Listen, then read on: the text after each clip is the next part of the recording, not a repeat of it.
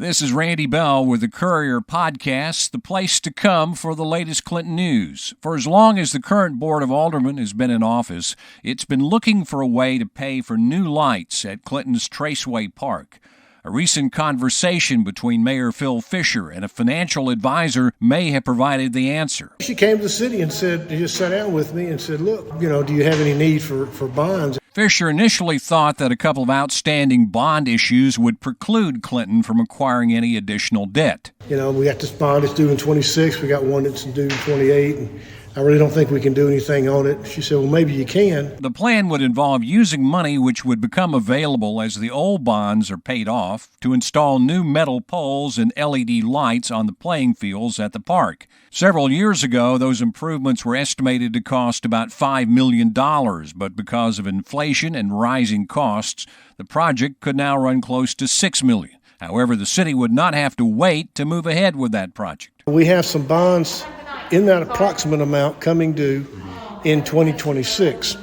If we start the process now, we can go ahead and move forward with that and get it underway a lot earlier than just waiting 2 more years and then starting the process. Because of the length of time it takes to go from start to finish with the bonds, once we've obligated to the bonds, we can go ahead and start the project. So we'll have the project completed by the time we make the first payment. The mayor says financing the new lights this way means a tax increase won't be necessary. Bond money is paid out of the general fund, and we set aside a millage. So we are, instead of adding to that millage to do this, the millage of the bond is staying the same. We're just repurposing the money. This, to me, makes the most sense simply because we're not asking for new money. City Clerk Jimmy Baldry says the bonds retiring in 2026 covered construction of the Public Works building plus improvements to Brighton and Traceway Parks and the city's water system. Fiser says if the board approves the lighting project, it would still take some time for bond attorneys to get the financing arranged. I would think that we could be in construction probably by late this year, early next year. Courtney Nunn is the city's Parks and Recreation Director. It could potentially be one of the biggest sport lighting projects in the state of Mississippi's history.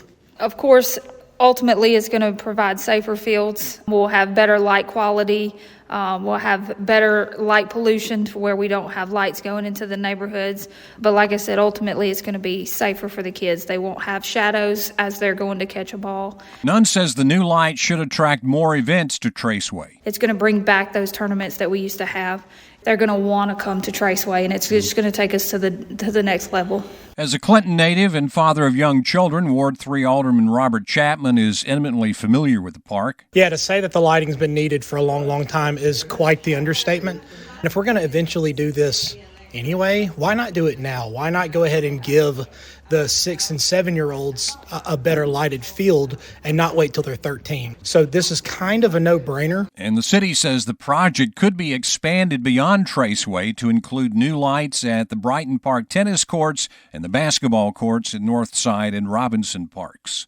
I'm Randy Bell.